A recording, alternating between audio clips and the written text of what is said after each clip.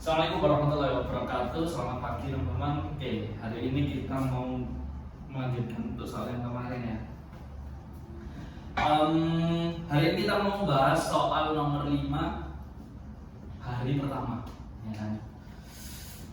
Oke, jadi waktunya 25 menit. Sebuah gaya dengan F sama dengan CX negatif 3X kuadrat arah sumbu X bekerja pada sebuah partikel, sehingga partikel tersebut bergerak sepanjang sumbu X dengan F adalah Newton, X dalam meter, dan C adalah suatu konstanta. Diketahui pada X sama dengan 0 energi kinetik partikel adalah 20 Joule, dan pada X sama dengan 3 meter energi kinetik tersebut 11 Joule. Tentukan besar konstanta C berikut satuan jika ada. Oke, jadi yang ditanya adalah besarnya dan juga satuannya, teman-teman. Oke.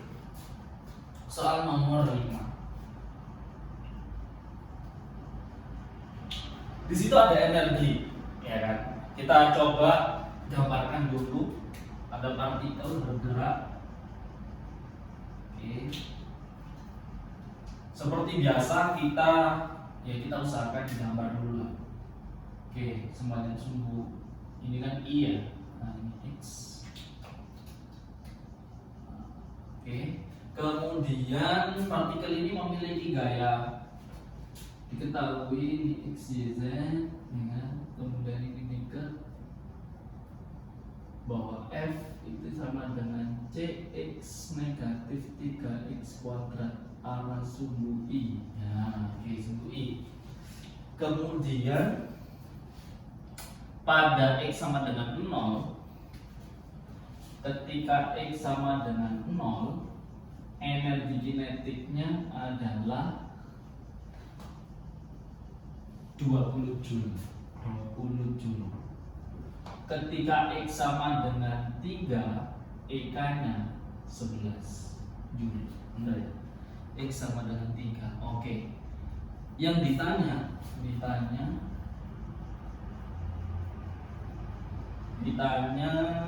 apa tadi? Konstanta C sama adalah satuan C adalah. Oke, kita jawab. Oke, pertanyaan yang pertama dulu. Kita jawab dulu pertanyaan yang mudah dulu ya, yang mudah dulu biar nggak jadi pikiran. Ini satuan ini lebih mudah. Satuan C itu apa? Oke, kita jawab dulu. Satuan C adalah apa satuannya? Oke ya, C itu lokasinya di sini. C lokasinya di sini ya. Berarti kalau kita nulis F sama dengan CX min 3X kuadrat ya. F ini satuannya apa? F satuannya Newton. Ini ya harus Newton juga. Ini ya harus Newton juga satuannya. Kenapa? Ya karena masa ini beda satuannya. Misalkan di sini gram, di sini meter. Gram ditambah meter kan nggak mungkin. Kalau ditambah berarti Newton ditambah Newton hasilnya Newton. Ini satuannya, teman-teman. Oke, berarti kita tahu nih di sini satuannya Newton. Berarti kita bisa masukkan nih. Berarti CX itu adalah gaya atau satuannya adalah Newton. Oh, oke. Kita masukkan berarti CX sama dengan Newton. Ya. X ini apa? X itu jarak. Jarak satuannya meter. Atau kita bisa tulis dimensinya ya. Kalau saya tulis dimensi nanti terlalu banyak simbol yang teman-teman hafalkan nanti, ya kan, bingung, ya kan.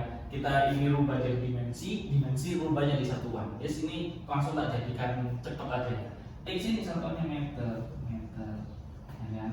Newton ini satuannya kilogram meter per sekon kuadrat. Ini tahu? Ya. Berarti C itu satuannya apa? Meternya dijawab kan?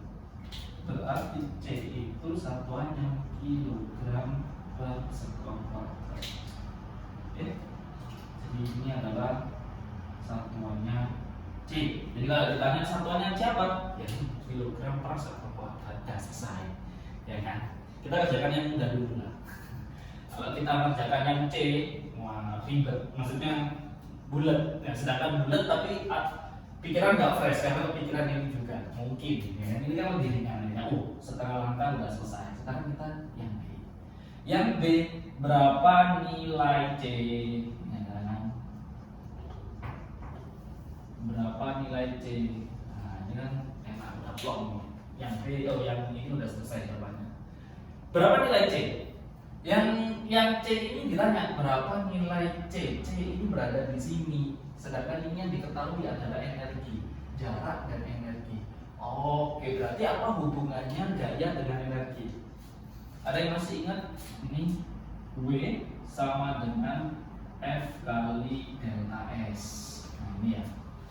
Dengan seharusnya masih fresh nih. Usaha sama dengan gaya dikali perpindahan. Oke, usaha gaya dikali perpindahan. Oke, kita turunkan. Usaha ada rumus lain bahwa usaha itu juga dirumuskan sebagai perubahan energi kinetik atau perubahan energi potensial. Oke. Ini juga rumusnya. Oke, kita satukan nih antara ini sama ini. Nah, melalui ini kan sama-sama W, berarti bisa saya tulis bahwa delta EK sama dengan F kali delta S. Nah, delta perpindahan. Oke, kita masukkan. Sekarang kita lihat nih, gimana kalau pada saat X, kok tahu pada saat X0 EK-nya itu 20. Pada X0 EK-nya 20. Ini nanti kita menggunakan diferensial. Oke, kita gunakan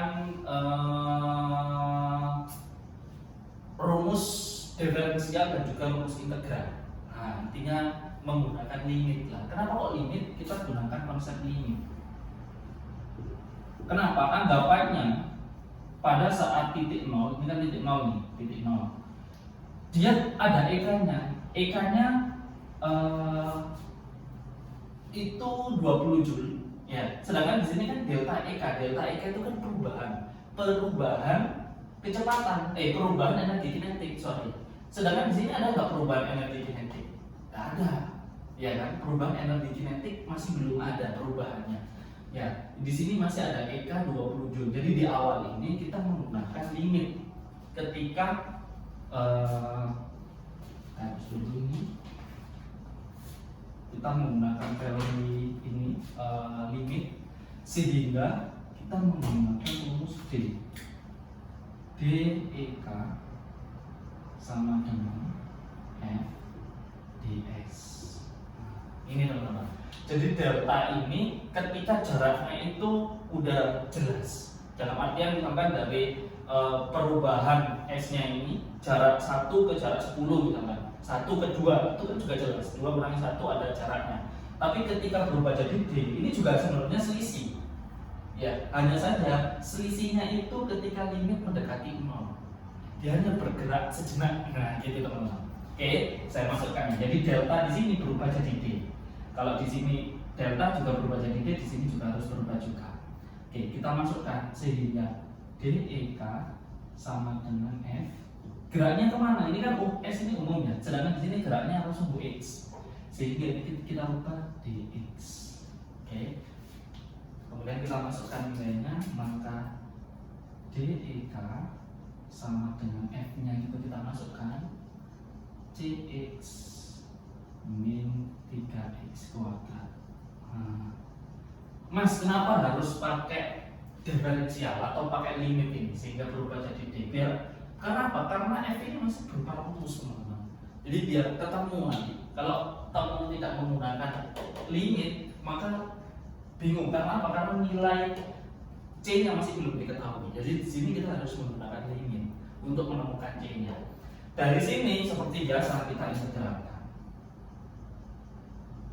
Oke, kita integralkan sehingga EK sama dengan ini jadi C per 2X min 3 per 3X pangkat 3 plus ini C besar, konstanta, ya kan? Masih ingat ya? Jadi ketika integral itu nanti integral tak tentu maka akan keluar konstanta. Nah, di sini kita masukkan tuh. Ya, kita masukkan di sini ketika untuk mencari C yang besar ini, konstanta ini, ketika X sama dengan 0. Nah, baru ini kita masukkan. Ketika X sama dengan 0, nilai ikannya berapa? 20 sama dengan ini X nya 0 kan? 0 dikurangi 0 ditambah C besar ya, C besar. Maka konstanta yang keluar akibat integrasi tadi nilainya 20. Oke, sehingga persamaannya bisa saya tulis nih. Persamaannya berupa jadi ini ya, persamaan lengkapnya yang ini.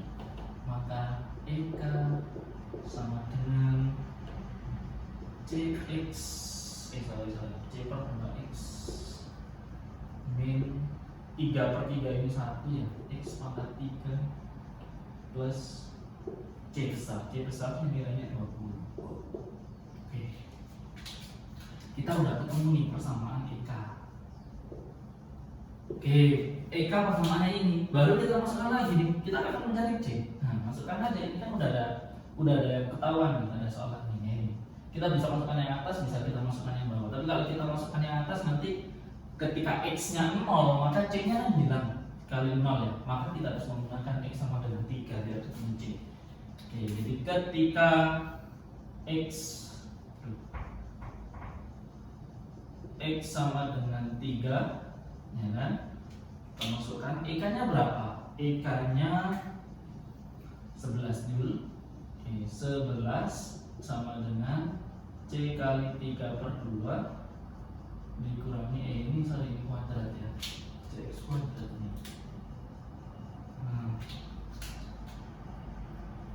Kuadrat 3 pangkat 3 plus 20. Oke, di sini bakalan ketemu ini 9 per 2C dikurangi ini 27 ditambah 20, di sini 11. Ini 9 per 2C negatif 7, ini 11, ini 9 per 2C, 7 pindah ke sana 18, ya kan? 18 ini pindah dibolak-balik, ini kali ini 36 per per 9. Maka nilai C adalah 4. Oke. Jadi nilai C-nya berapa? Nilainya 4. Jadi C sama dengan 4 kilogram per sekon kuadrat. Kita bisa tulis seperti ini. Oke.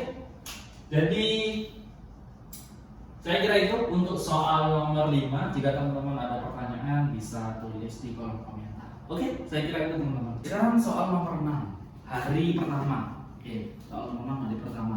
Ini agak sedikit berbeda dengan soal-soal sebelumnya. Kalau soal-soal sebelumnya itu bahas soal mekanika ya kan, tentang gerak. Ya. Sekarang kita mulai soal nomor 6 ini udah beda. Ini tentang elektromagnetik. Ya, tentang elektromagnetik. Oke. Waktunya 15 menit. Tinjau sebuah bola pejal konduktor berjari-jari R dan memiliki muatan total sebesar Q. Jika titik A berada di dalam bola pada jarak 0,5 R, setengah R ya kan, R itu jari-jarinya.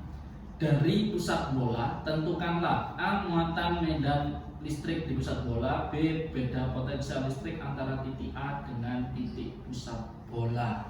Oke. Seperti biasa kita gambar dulu teman-teman.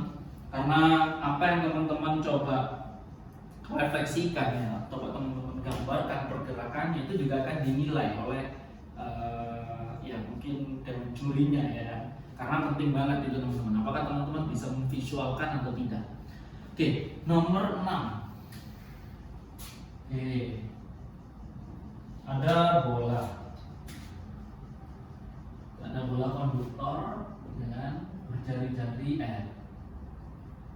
Oke, berjari-jari R. Kemudian ada titik A. Titik A. titik A di sini, jaraknya itu adalah 0,5 R. Tulis saja 0,5 R. Oke. Kemudian apalagi yang diketahui? Sudah, tidak ada ya. Yang ditanya adalah kuat medan listrik di pusat bola. Oke.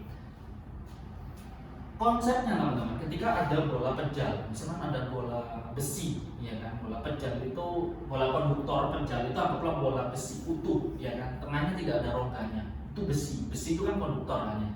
Kemudian di situ dikasih elektromagnetik, ya, dikasih medan listrik, ya kan, dikasih muatan, ya kan. Jadi bola pejalnya tadi itu bukan bola yang netral, tapi dia itu bisa menarik sesuatu apa ya, seperti magnet gitu lah, ya kan, bermuatan intinya bolanya. Nah, ternyata konsepnya ketika bola itu pejal kemudian dia bermuatan, ternyata muatan listrik itu hanya berada di permukaan bola. Dia hanya tersebar di permukaan bola. Jadi sebenarnya kalau ditinjau ke dalam, yang di dalam bola itu netral. Jadi yang nggak netral itu cuma di pinggir-pinggirnya doang, teman-teman. Oke, jadi elektron itu cuma tersebar di permukaan bola. Nah, ini juga teman-teman harus gambarkan. Boleh juga kasih keterangan juga boleh. Ya, jadi elektronnya itu cuma tersebar di permukaannya doang. Oke, itu. Oke, kita coba diketahui. A itu 0,5 R. R itu adalah jari-jari, ya kan? Oke, kemudian dia bermuatan. Muatan hanya tersebar di permukaan bola. Oke, berarti ini yang diketahui. Jawab.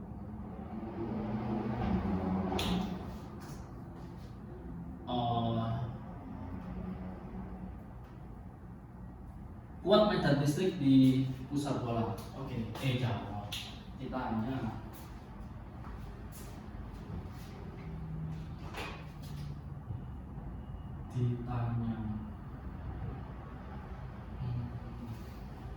Kuat medan listrik di pusat bola. Kuat medan listrik itu berarti E di pusat.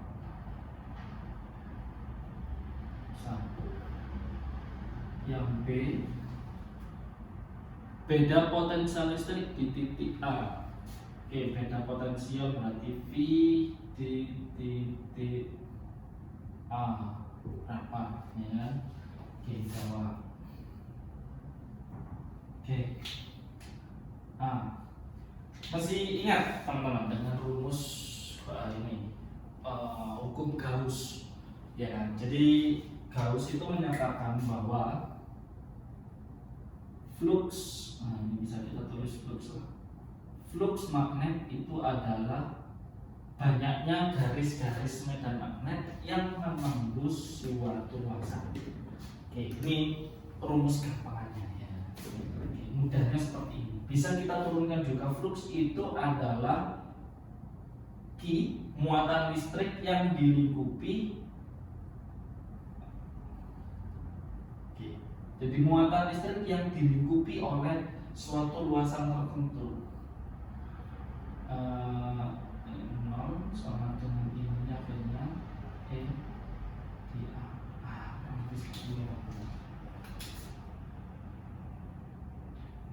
Oke. Jadi berapa jumlah Q yang dilingkupi? Jadi kalau misalkan, jadi gini, si hukum Gauss itu mengatakan bahwa ketika ada bola, ya, ketika bukan ada bola, sorry. Ketika di sini ada Q muatan, entah itu muatan positif atau muatan negatif, maka di sekelilingnya ini itu akan ada flux magnetik atau ada medan magnet. Nah, besarnya medan magnet itu sebanding dengan berapa banyak Q yang dia akan lingkupi. Nah, kurang lebih seperti itulah, ya kan? Nah, sedangkan ketika di sini yang ditanya adalah di pusat, lihat di pusatnya kan sini. Sedangkan Q-nya, muatannya itu di mana? Muatannya itu di permukaannya, di pusatnya ada nggak? Nggak ada, di pusatnya itu netral. Jadi tidak ada muatan negatif, tidak ada muatan yang bisa dilingkupi. Karena apa? Karena netral. Dia tidak mengeluarkan flux magnetik seperti itu, teman-teman. Jadi ketika di pusat, kalau ditanya di pusat nih, ya kan? Di pusat, di pusat ini, di pusat berapa E-nya di sini? Karena tidak ada muatan yang dilingkupi, maka Q-nya 0. Sehingga di sini kita bisa tulis bahwa ini 0, Q-nya E0, ininya EA, ya kan? Maka E nilainya berapa? 0. Jadi kesimpulannya E sama dengan 0. Sebenarnya kalau teman-teman lihat di soal-soal di buku-buku SMA, mungkin udah diketahui itu, udah ada semacam informasi cepatnya bahwa kalau ada bola penjara, ya kan, di tengah-tengahnya berapa, kalau di antara, di tengah-tengah di sini berapa E-nya, di antara di sini berapa, di permukaan berapa, kemudian di luar di sini berapa, itu udah diketahui, ya kan, bahwa di sini 0, kemudian di tengah-tengah sini juga 0, di sini nanti ada nilainya, di luar sini juga ada nilainya. Ya, itu ada pernyataan cepatnya. Tinggal teman-teman bisa nggak menuliskannya itu di soal ini, ya, menjelaskannya kurang lebih seperti itu. Pakai kata-kata, ya teman-teman. Sebisa mungkin buat dewan juri itu mengerti bahwa teman-teman itu paham. Oke, jadi itu yang paling penting, teman-teman. B. Jadi untuk bagian B ini yang ditanya adalah berapa beda potensial titik A, ya kan, dengan titik pusat bola, ya kan. Jadi ingat ya, potensial itu tidak bisa diukur. Yang bisa diukur itu adalah beda potensial, ya kan. Oke, jadi yang biasanya memang yang diukur adalah berapa sih beda potensialnya dari satu titik dengan titik yang lain. Oke, tapi di sini teman-teman yang ditanya adalah titik A dengan titik pusat. Oke, kalau kita coba gambarkan, kurang lebih gambarnya seperti ini titik A, ini titik pusat, maka di sini 0,5 R ya, ini VP, ini VA. Oke, berapa beda potensialnya? Karena E, masih ingat ya bahwa E di dalam bola, E-nya itu berapa? 0. Berarti seharusnya kalau E-nya 0, tidak ada medan magnetnya, tidak ada medan listriknya, maka beda potensialnya 0. Beda potensial antara titik A dengan titik B ini 0. Beda potensialnya, ya, paham ya? Perbedaan potensial titik A dengan titik B itu 0. Tapi kalau potensialnya, mungkin potensial di titik A ada, potensial di titik B juga ada, tapi yang jelas potensial mereka sama. Jadi berapa perbedaan titik A dengan titik B, titik pusat, dengan titik pusat. Nah ini ya, jawabannya 0. Oke. VR sama dengan V permukaan. Jadi tegangannya itu sama. VR ini jaraknya berapapun di dalam bola, itu sama dengan V surface permukaan ini. Permukaan. Oke. Ya sudah, berarti untuk delta V antara V P VR VA adalah 0. Jawabannya ini 0.